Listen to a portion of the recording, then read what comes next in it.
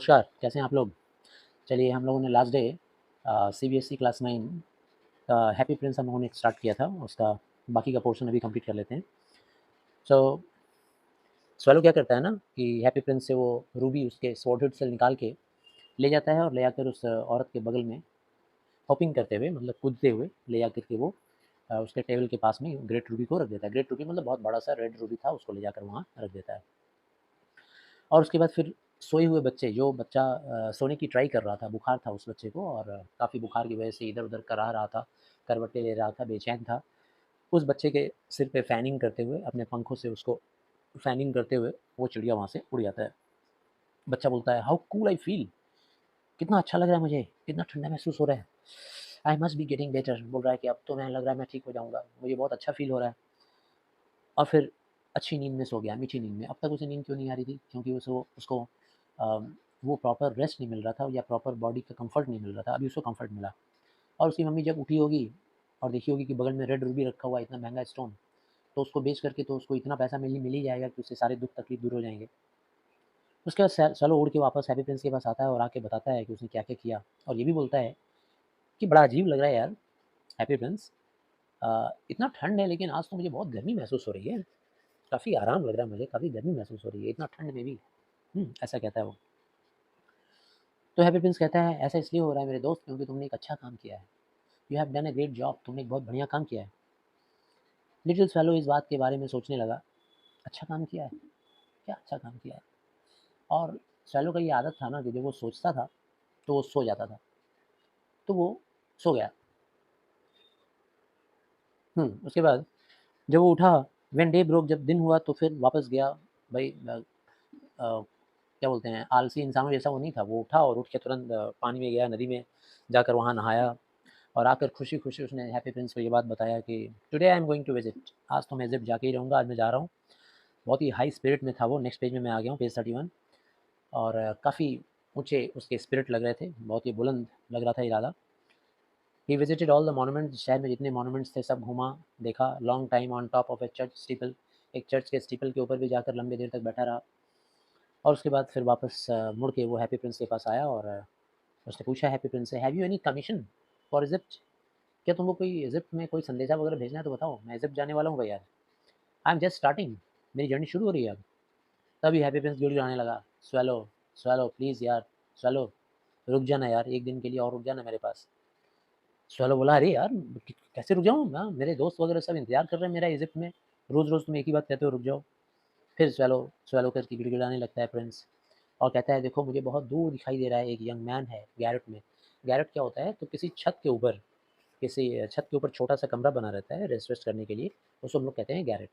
तो कह रहा है वो देखो एक गैरेट दिखाई दे रहा है मुझे, वहाँ पर एक यंग मैन है, एक नौजवान लड़का और वो डेस्क के ऊपर अपने सिर को ऐसे झुका के डेस्क के ऊपर, मेज़ के ऊपर पड़ा हुआ है और उसके बगल में एक काँच में मतलब एक ग्लास रखा हुआ था, उस ग्लास में वो ग्लास जो था कैरफ़ की तरह से या फिर गुलदस्ते की तरह से यूज़ हो रहा था।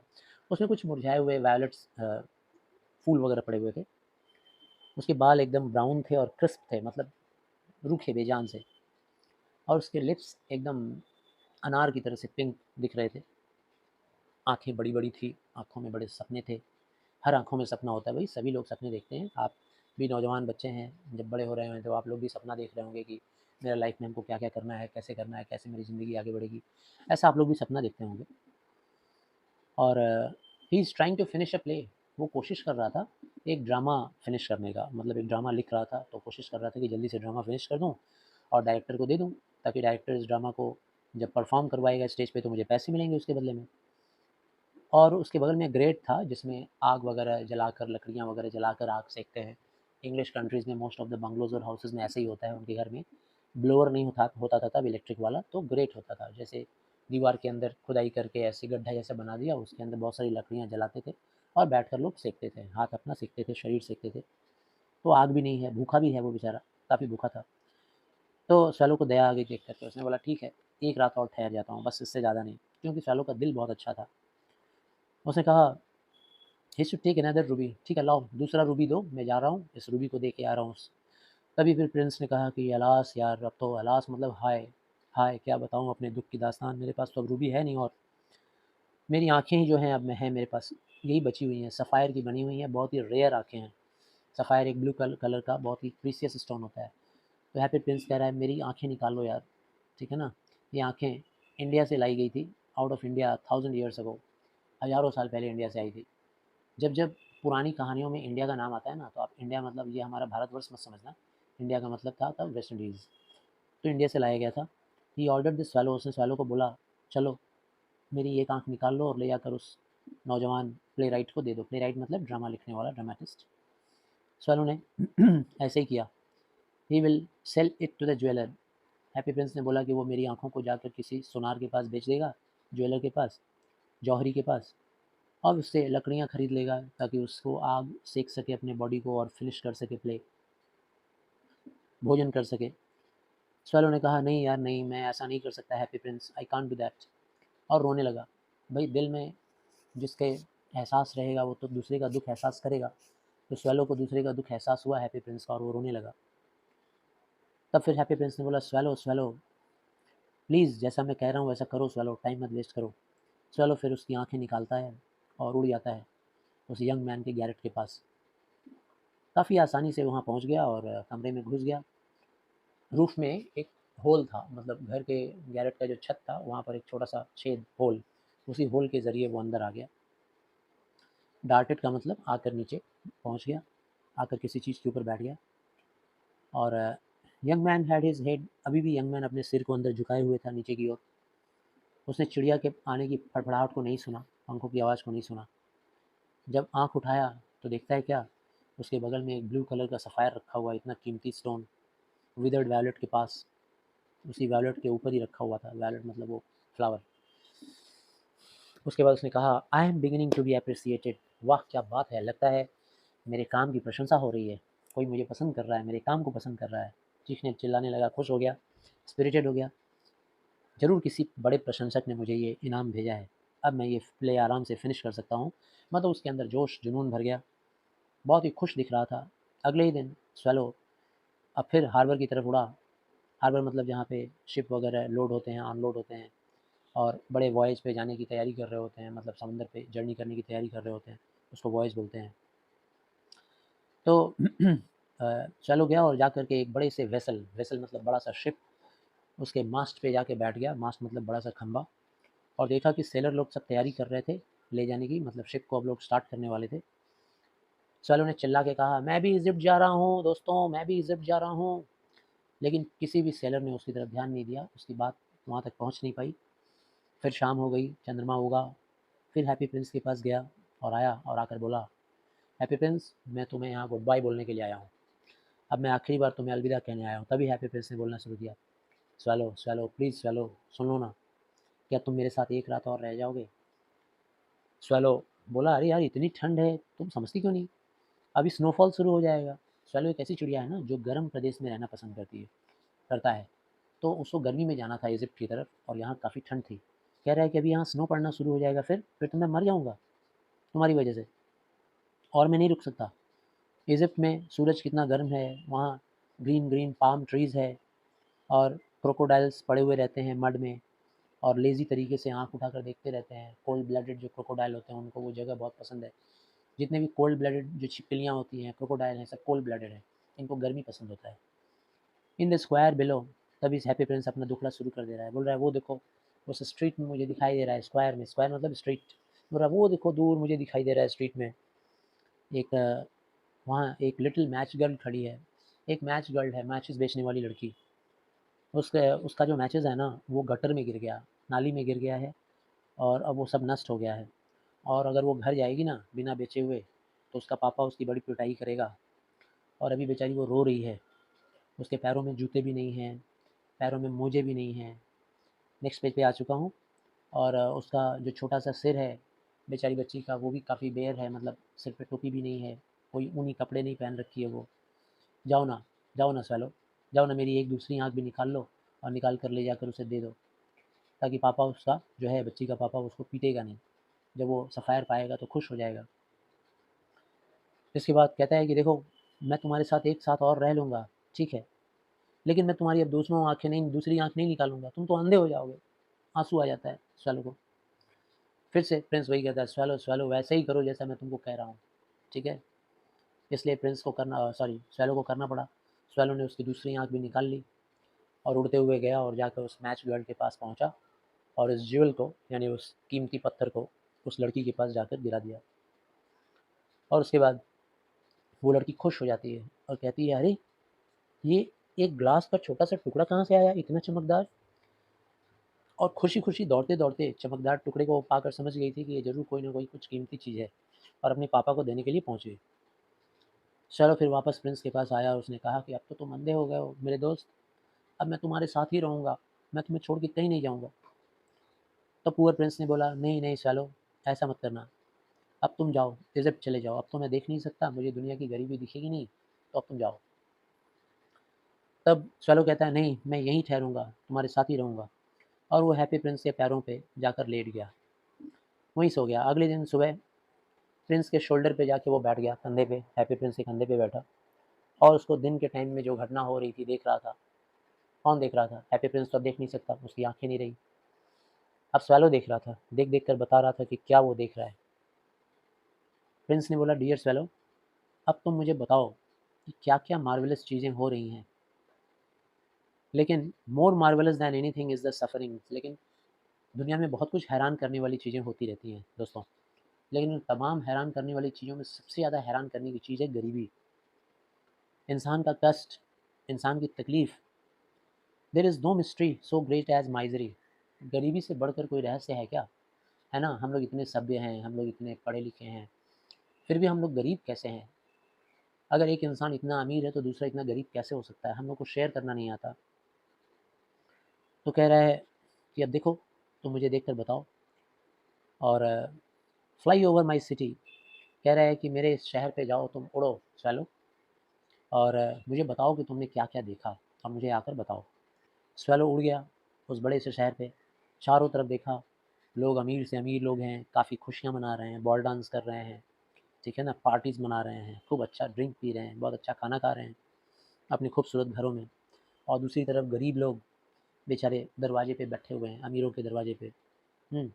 अंधेरी काली गलियों में घूम रहे हैं गरीब लोग।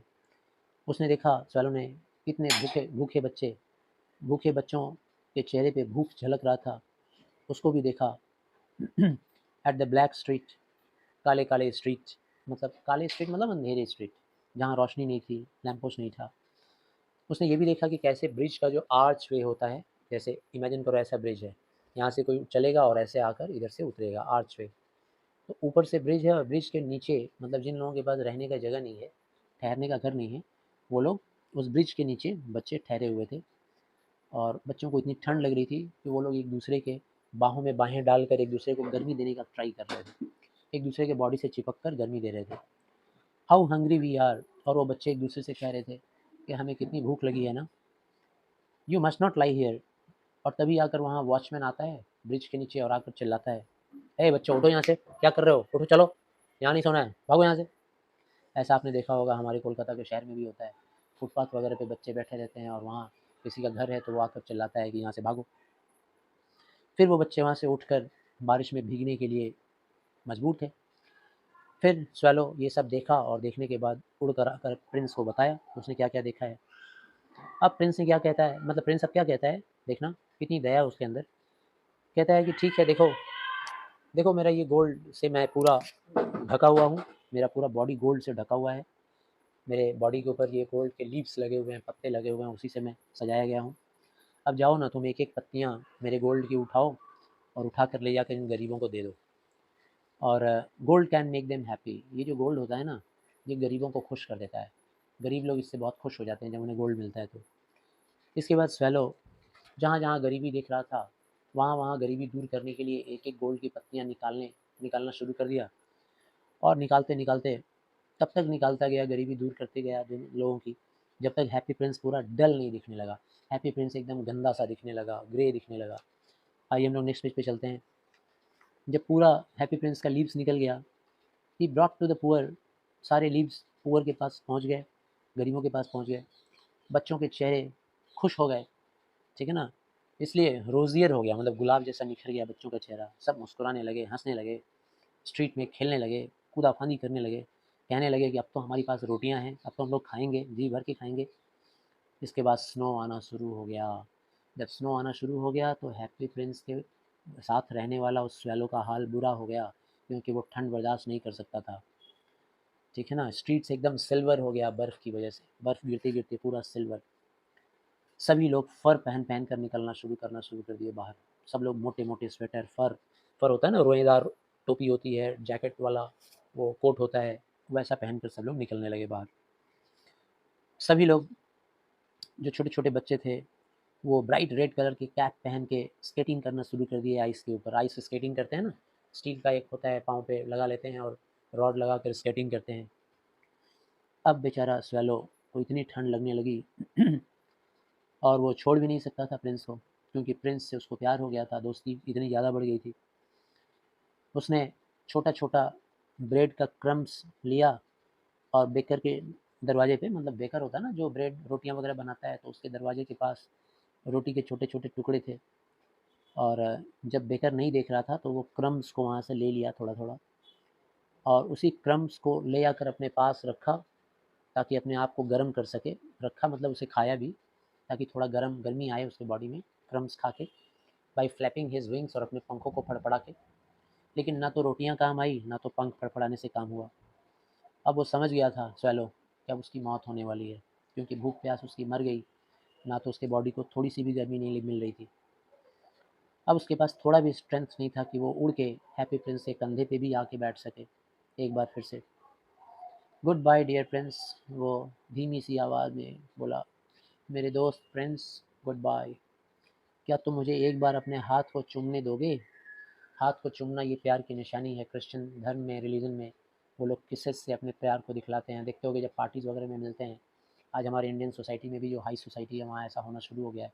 जब हम लोग मिलते हैं तो गले मिलते हैं और अपने चिक को उसके चिक से सटाते हैं, और उनके वहाँ तो किस ही करते हैं डायरेक्टली चिक पे या फिर हाथों पे। तो कहता है कि क्या मुझे आप अपना हैंड किस करने दोगे? स्वैलो को ऐसा बोलता हुआ देखकर प्रिंस को लगा कि अब ये जा रहा है, इजिप्ट जा रहा है। तो उसने कहा, मुझे बहुत खुशी हो रही है कि तुम इजिप्ट जा रहे हो मेरे दोस्त। जाओ, तुम मेरे साथ बहुत रह लिए। यू मस्ट किस मी ऑन द लिप्स। छोड़ो ना, हाथ की क्या बात है, आओ मेरे लिप्स पे किस करो, क्योंकि मैं भी तुमको बहुत प्यार करता हूँ। तो लिप टू लिप किस करना मतलब बहुत ज़्यादा प्यार। It's not too easy, not too Egypt. तब स्वैलो ने बताया कि नहीं दो मेरे दोस्त, मैं इजिप्ट नहीं जा रहा हूँ, अब मैं हाउस ऑफ डेथ में जा रहा हूँ, मेरी मौत आ गई है। Death is the brother of sleep. नींद का एक भाई है sleep, sorry death. Is he not? क्या डेथ भाई नहीं होता है स्लीप का? और उसके बाद वो हैप्पी प्रिंस के लिप्स पे जाके किस किया, एक बार आखिरी बार उड़ा और किस करते ही तुरंत आकर उसके पैरों पे गिर गया। उसके पैरों पे गिर गया। एट दैट मोमेंट, तभी अचानक जोर से क्रैकिंग का आवाज़ आया स्टैचू के अंदर, क्योंकि स्टैचू को बहुत दुख हुआ कि उसका दोस्त उसके लिए मर गया। इसका मतलब ये था कि स्टैचू के अंदर एक हार्ट था। इमेजिन करना है, पत्थर के अंदर हार्ट नहीं होता है, पत्थर का वो स्टैचू बना हुआ था। सब कुछ हम लोग इमेजिन करके ही पढ़ रहे हैं, ये फिक्शियस स्टोरी है, इमेजिनरी स्टोरी। कभी कोई स्टैचू बात करता है क्या? कभी नहीं। लेकिन ऐसा हुआ, अंदर दिल टूटने की आवाज़ आई, अंदर जो शीशे का दिल था वो टूट गया और दो टुकड़े में हो गया। बहुत ही ड्रेडफुल, भयानक हार्ड फ्रॉस्ट वहाँ पे पड़ना शुरू हो गया, तेज़ी से बर्फ़बारी शुरू हो गई। अगले दिन मॉर्निंग में उस शहर के जो मेयर थे, वो शहर का दौरा करने के लिए आए। उनके साथ टाउन के काउंसलर्स वगैरह भी थे। जब वो लोग हैप्पी प्रिंस के स्टैचू के पास आए तो देखे, और मेयर ने कहा, डियर, कितना गंदा दिख रहा है ये हैप्पी प्रिंस। अच्छा, वहाँ उसके साथ जो काउंसलर खड़े थे ना, वो सब्जी हुजूरी करने वाले काउंसलर थे। मतलब जो मेयर कहता था वही वो लोग हाँ में हाँ मिलाते थे, ना में ना मिलाते थे। उन लोगों ने भी कहा, हाँ sir, Happy Prince looks very untidy, कितना गंदा दिख रहा है sir, how shabby. Town councillor हमेशा एग्री करते थे, जो भी मेयर कहता था वो लोग उसकी चापलूसी करते थे, तुरंत एग्री करते थे। उसके बाद मेयर ने कहा, देखो ना, इसका रूबी निकल गया है, इसकी आंखें गायब हैं, इसकी बॉडी के ऊपर का जितना गोल्ड लीव्स था वो भी गायब हो गया है, अब ये भिखारी लग रहा है। टाउन काउंसलर ने भी बोला, हाँ सर, भिखारी नहीं, भिखारी से भी बदतर ले रहा है सर, ऐसा बोले वो लोग। And here is actually a dead bird. Mayor ने कहा, और देखो इसके पैर के पास एक मरी हुई चिड़िया भी पड़ी हुई है। वी मस्ट, अब हम लोग को एक नोटिस जारी कर देना पड़ेगा कि बर्ड्स लोग अलाउड नहीं है यहाँ पर स्टैचू के पास मरना। यहाँ पे हम लोग ये नोटिस बोर्ड लटका देंगे ताकि कोई भी चिड़िया इन फ्यूचर ये नोटिस बोर्ड पढ़ ले कि this place is not allowed to be means to lie dead here. यहाँ पे मरने के लिए चिड़ियों के लिए अलाउड नहीं है। टाउन क्लर्क लोगों ने बोला हाँ सर, बोलिए बोलिए सर, क्या क्या आप सजेशन देंगे, हम लोग लिख लेते हैं, नोट कर लेते हैं, और सर वैसी ही कार्रवाई हम लोग करेंगे, वैसा ही एक्टिविटी हम लोग करेंगे। इसके बाद उन लोगों ने मेयर के ऑर्डर के हिसाब से हैप्पी प्रिंस के स्टैचू को उन लोगों ने वहाँ से उतारा, तो क्योंकि अब वो ब्यूटीफुल रहा नहीं, यूज़फुल भी नहीं रहा, तो आर्ट प्रोफेसर जो यूनिवर्सिटी के थे उन्होंने कहा कि अब ये खूबसूरत भी नहीं रहा है, इसे यहाँ से उतरवा लेना ही उचित है, उतारो यहाँ से। उसके बाद उन लोगों ने हैप्पी प्रिंस के उस स्टैचू को फर्नेस में, फर्नेस क्या होता है, एक ऐसा मेटल का वो क्या बोलेंगे इंस्ट्रूमेंट है, एक बर्तन है जिसके अंदर इलेक्ट्रॉनिकली हम लोग ऐसे मेटल्स को पिघलाते हैं जो बहुत ही हाई टेम्परेचर पे पिघलते हैं। तो फर्नेस के अंदर डाल करके उन लोगों ने उस स्टैचू को पिघला दिया। कितना स्ट्रेंज थिंग है। ओवरसियर ने जब देखा फाउंड्री में, तो उन लोगों ने उसको जब पिघला रहे थे तो देखे कि this broken lead heart will not melt. देखे कि वो जो टूटा हुआ दिल है वो मेल्ट नहीं हो रहा है, दिल नहीं पिघल रहा है। मतलब पहले दिल पिघलता था गरीबी को देखकर, लेकिन अब ये लोग जो काउंसिलर हैं या जो शहर के मेयर हैं, जो शहर के अथॉरिटी हैं, वो लोग इतने लोभी हैं, इतने अत्याचारी हैं, और इतने ज़्यादा अपने मतलब रखने वाले लोग, मतलबी इंसान हैं, ऐसे लोगों की वजह से अब वो दिल पिघल नहीं रहा है। वो मरे हुए हैप्पी प्रिंस का दिल पिघल नहीं रहा था। इसके बाद उन लोगों ने बोला, जहाँ फर्नेस पिघलाने की फैक्ट्री थी, फर्नेस पिघलाने की नहीं सॉरी, हैप्पी प्रिंस को पिघलाने के लिए जहाँ फर्नेस वगैरह लगा हुआ था, वो जो फैक्ट्री था, वहाँ के ओवरसियर लोगों ने देख के कहा, बड़ा अजीब है, दिल नहीं पिघल रहा है, फेंक दो इसे उठाकर। उन लोगों ने दिल को उठाकर फेंक दिया, एक हीप ऑफ गार्बेज जैसा था, वहीं पे फेंक दिया। उन लोगों ने बोला कि वहीं पर वो डेड स्वैलो को भी फेंका गया था, मतलब वो जो कूड़े का ढेर था, पहले तो उन लोगों ने उस चिड़िया को वहाँ फेंक दिया था, मरी हुई चिड़िया को, और वहीं पर हैप्पी प्रिंस का दिल भी उठाकर फेंक दिया। तो पूरे बॉडी का सबसे इंपॉर्टेंट पार्ट तो दिल ही होता है। तो अब जा कर के दोनों दोस्त एक साथ पड़े हुए हैं, मतलब स्वैलो का दिल और हैप्पी प्रिंस का दिल, दोनों का दिल एक साथ वहाँ फिर से आकर ज्वाइंट हो गया। Bring me the two most precious things in the city, God ने कहा। ये कहानी ख़त्म होने के बाद, ये बहुत ही इंपॉर्टेंट नोट है, बहुत ही इंपॉर्टेंट हिस्सा है। तो गॉड जब अपने दूत को भेज रहे हैं धरती पर, तो कहते हैं, bring me the two most precious thing in the city, जाओ जाकर उस शहर से दो सबसे बेशकीमती चीज़ लेकर आओ, सबसे ज़्यादा कीमती चीज़ जो तुम्हें मिले वो लेकर आओ। तो वन ऑफ हिज एंजल्स, अपने एंजल्स को भगवान ने कह के भेजा, और एंजल जब गया, एंजल मतलब देवदूत, भगवान का दूत, एम्बेसडर, जब वो गया शहर में, तो उसको वही लिडन हार्ट मिला, शीशे का दिल, और वो डेड बर्ड मिला। वही दोनों चीज़ उठाकर ले आया भगवान के पास, और भगवान ने अपने देवदूत को काफ़ी शाबाशी दी और कहा, तुमने एकदम सही चुनाव किया है, you have rightly chosen, God said, for in my garden of paradise, अब मेरे इस पैराडाइज के गार्डन में, पैराडाइज का गार्डन मतलब मेरे स्वर्ग की बगिया में, स्वर्ग की बगीचे में, ये लिटिल बर्ड हमेशा ऐसे ही मुस्कुराएगा, गाएगा, चहचहाएगा, और हमेशा अपना संगीत छेड़ेगा। Gold of the, in my city of gold, मेरे स्वर्ण बगीचे में। ऐसा मत सोचना कि भगवान का बगीचा जो होता है वो स्वर्ण सोने का होता है, नहीं। कहने का मतलब है कि परमानंद जहाँ प्राप्ति होती है, परम आनंद की प्राप्ति जहाँ होती है, उसी को बोला गया है गोल्ड।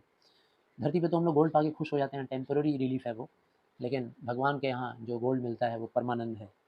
और ये हैप्पी प्रिंस हमेशा तारीफ़ करेगा मेरी। तो बहुत अच्छा चीज़ तुम चुन कर ले आए हो, भगवान अपने देवदूत की तारीफ़ करते हैं।